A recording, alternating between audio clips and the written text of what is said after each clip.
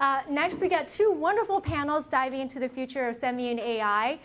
For the next panel, it is my distinct pleasure to introduce our longtime friend and supporter, JC, Jonathan Charles, to moderate the next panel. Let me give you a proper introduction, though.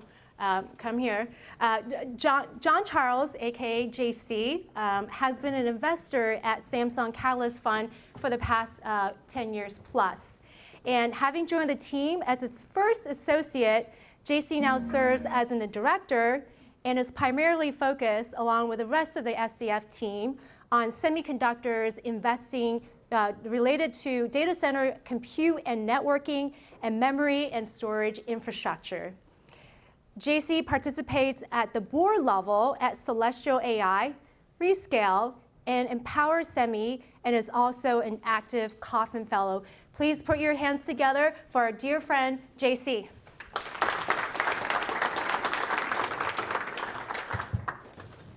All right, so I want to have our panelists come up here. So we've got Fabrizio from Accelera coming in from Europe. We've got DVOR coming in from Tenstorrent here in the Bay Area and also Toronto. And Santosh from Brock. Here, Santosh, coming up to the seat. And let me just make sure these are. All right, so gentlemen, thank you so much for joining us today. Why don't we get to know everybody a little bit better? And I'll just go down, starting with Fabrizio. You're the CEO of Accelera, so I think we know what you do. But tell us a little bit about your background and the time you've been with Accelera, and then we'll go straight down. But first of all, thank you. First of all, about Accelera, we do chip for AI, for AI, edge inference. And about myself, I'm an electrical engineer, Italian, living in the Netherlands. Prior to Accelera AI, I was in ASUS Computing, and prior to Advantech, then I have 20-year experience in computing. And I decided a few years ago to quit and to start this venture to design chip for AI. Very good, very good. So my name is Santosh. I work for this company called Groq, GROQ. So I've been there for about 3 years now.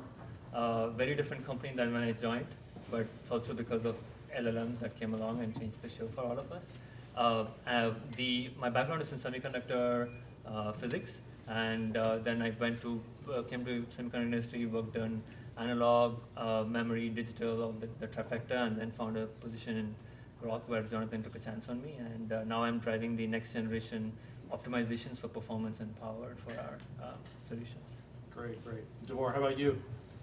Yeah, I'm DVOR from Tenstorrent. So I've been there since 2018. Prior to that, I've been at Altera, Intel, and University of Toronto. And background is in FPGAs and computer architecture. Very good, very good. So now let's go back the other way, and DVOR, you start. Tell us more about the company, and at a high level though, tell us about your AI focus. Training, inference. Do you do both? Are you at the edge? Not everybody in the audience will know everything about each one of the companies. So tell us at the high level, and then we'll get into the others, and then we'll go into the architecture. Yeah, I love this question because usually people will get the answer that they were sort of not expecting, because it's almost as even the way the question is phrased is like some very narrow niche focused answer, but we're first and foremost a computer architecture company, and so basically we build AI processors and CPUs. So CPUs like RISC-V based CPUs similar to ARM processors, and AI processors are also based RISC-V, but obviously optimized for AI workload. So then we build a computer architecture as a platform. So our own products. So our own products focus on data center and inference and training, but we also provide IP and licenses. So our customers actually focus on complementary markets such as auto and consumer electronics. So, but our own the products we make, the systems and chips and boards that we make, are primarily for data center, high performance inference, and training. But yeah, the customers took on the IP customers took on to completely complementary markets at the moment. At some point we may compete with our customers, but or they may compete with us, but our goal is to our software is open source. We sell IP, we sell also. We're in the process of getting an architecture license, so that people can completely re-implement the solution.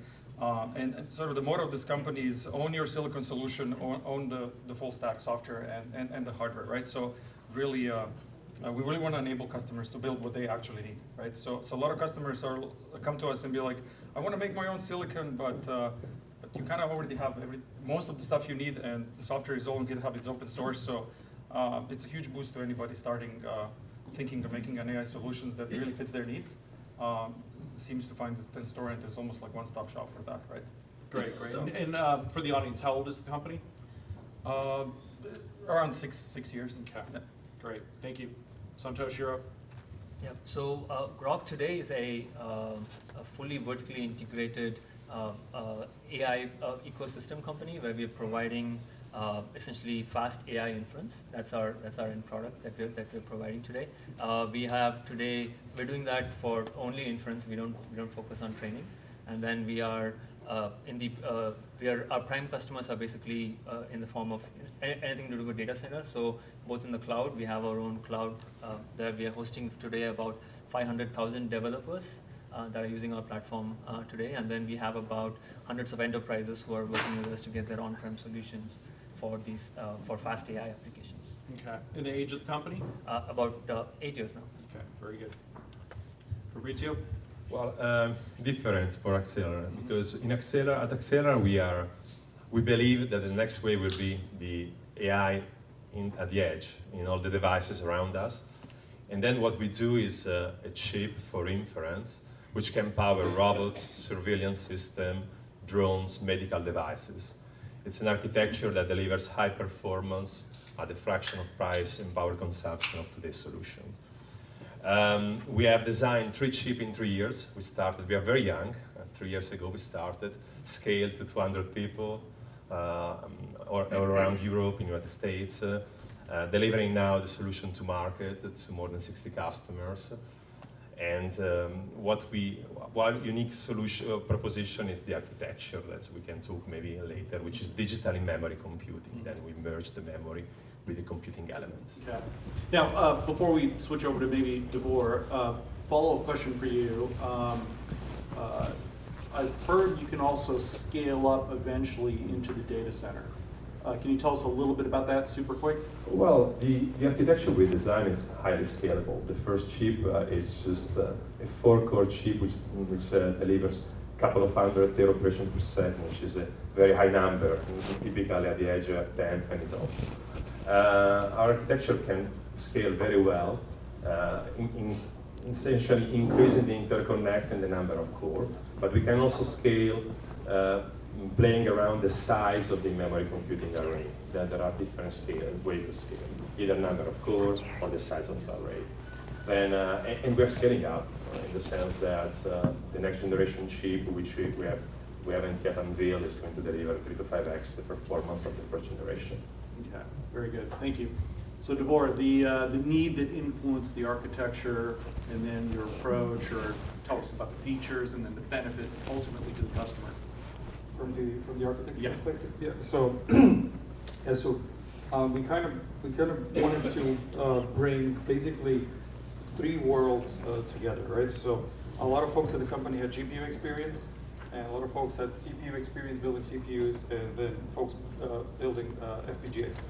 So as we know, FPGAs bring a lot of compute, right? So they're very dense, and there's lots of compute on the GPUs. However, they're actually immensely complicated. GPUs are basically almost like a virtual machine OS of their own, right? This is not really a sort of a bare metal architecture, right? A lot of stuff is just built into the hardware, and lots of other complexity, cache hierarchy, and complicated HBM and so on, right? On the other hand, there's FPGAs who have lots of flexibility on the data movement. You can really do whatever you want, any kind of data flow, right? So it's actually a very fascinating architecture from that perspective because you can really build exactly customized to what you need. However, for AI, it was very inefficient. Just the efficiency was really far there, right? So a lot of things would need to be hardened and made more bigger. And basically, but in the middle, there are CPUs who basically they're just like, you can program them in C, you can program them bare metal, like almost like microcontrollers, right? So really wanted to bring these three things together. So architecture is like a mesh of cores, similar to an FPGA, but things are coarser, right? More efficient, that the cores are built for AI. But that's one building block, that's all we have. So if you look at an FPGA, you have a lookup table, and then everything is built out of lookup tables, and then you can put a bunch of FPGAs together, you just have a bigger FPGA with some interconnect between them, right? So the same is in the historian, but the core is a bigger core that has 4 to 8 teraflops. And the core has everything, has actual small RISC-Vs, which control everything with just regular C programs. Then you have a big block of SRAM, a megabyte or 2 of SRAM, just a plain scratch pad. And then you have access to the network on chip to move the data around. So those are kind of the first principles, just fundamentals on which you can really rapidly iterate. Right? You can rapidly iterate and improve these little RISC-Vs that run the kernels. You can iterate with your Tensor Core, right? I mean, those building blocks are not going away, right? And then the interconnect is also not going away, right? Ultimately, you will have a cores, as Fabrizio mentioned, right? You're going to scale up to multiple cores, right? So then, and then the architecture ultimately is made to scale either to just a few number of cores or to a large number of cores. However, we didn't really want to pigeonhole into any of the edge or data center because ultimately, since you can just like vary this mesh, then how do you make it now scalable? So we added DRAM to it, so we are now just SRAM only. So if you add DRAM, then that basically enables you to go into LLM inference with really large models. You can go into training. And then we add basically very efficient Ethernet cores on the basically edge of the peripheral device that are basically allow you to just connect these devices into a bigger mesh of devices, right? So then ultimately, if you look at our box, our server, it's a mesh of 4 by 8 devices. It just looks like one bigger device, right? And with more cores, and the cores directly communicate with Ethernet. The great part of Ethernet is that it's interoperable. Everything is in the data center. So when then you're connecting the boxes together, that's kind of your main Lego building block, and they can all just be connected together via Ethernet, right? So very couple of first principle building blocks that it's really easy to iterate on and improve and iterate without having to build a lot of custom stuff, right? And that when you compare it, it's much simpler than FPGA, much simpler than a GPU. You can program it almost like a CPU, but with all of the efficiency of the Tensor Core blocks, right? Great, thanks. Santosh, over to you. Tell us about your architecture, need, approach, benefit. Yeah, I think the need arose around the time when ML models became a new thing with Google. That's where I think our founder basically saw a big need for these kind of chips that are doing much better job of computing them than the existing off-the-shelf architectures that are available at that time, right? And then later when he left Google and then wanted to start a new company that does this, he again start from first principles in terms of seeing what exactly is the need and why does he want to do something different there. I think the thing in Google at that point was like, if you are increasing the speed of your search by about half a millisecond, that increased the amount of utilization of their web service by about 7 to 8%. Right? So that shows you how speed was really important for something to be useful and productive, because if something is not fast, something is not coming back to you instantly when you actually do something, then that's not going to be useful. That means you're not going to be iterating faster, which means you're not going to be innovating faster, right? So the need for speed actually was a crucial thing that actually came up with that gave the foundation for the whole architecture in the first place. Then the architecture, I think the way we describe it now is basically we have 4 unique principles that guide this. And the first one is software first. So software actually is what decided our approach to a compiler, a generic compiler, and not a kernel, was what decided how we will basically design this entire architecture. Right? So software came first. Software design decides what hardware does, and not the other way around. Other way around is how CPUs work, other way around hardware work, and GPUs, but that's not the case in this, right? So software has full control on a clock cycle basis what's happening in the entire chip, and that's by design, right? The second principle is actually our idea of a programmable assembly line, So the way to think about it is, for example, if you have the way cars used to be made before Henry Ford came along, is you would have your car being assembled in one place, and people would go back and forth from different rooms, bring your bumper in, bring your tires in, everything, right? Things became a lot more efficient when you started an assembly line. We actually have your car moving, and you're actually staying in place, so the car comes to you, you actually put stuff together and get it out. So that's exactly how our architecture operates. So we have a lot of chips that basically form a huge assembly line, and we have all of our, for example, different model weights in this case for LLMs or other applications that is being mapped onto this, and then we have basically data that just zips through it and comes out at the fastest rate possible, right? So that's a very fast assembly line that you're creating, and then in order to make this assembly line go very fast, you have to be very deterministic.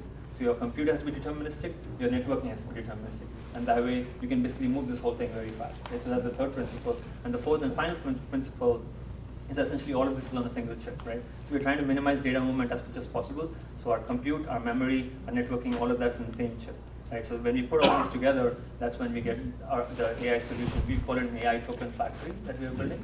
So our token factory is essentially capable of producing millions of tokens per second when you put these chips together for any different kind of model application. Okay, great. So I think we've got about 5 minutes to go. Santosh, you were able to talk a little bit about software. Fabrizio, would you like to talk about your software, and then Rory will follow? Yes, even for us, software is extremely important. In Accelera, a company like us has half of the people dedicated to software. And inside our architecture, we have a RISC-V data flow, because we have to make our architecture very programmable. We don't know what we don't know. We don't know what is going to happen. And the other principle for us in the software design is that customers are lazy. Customers don't want to learn anything. They just want to click a button, push a button, and run things. Especially in the edge devices, because our typical customers are small, medium enterprises with no real deep knowledge of things. Therefore, we design a software which piggyback the existing cloud solution. Essentially, you design using NVIDIA, using whatever you want in the cloud. Once you're ready with your model, you just export it in Onyx file, and we just compile it and make it run.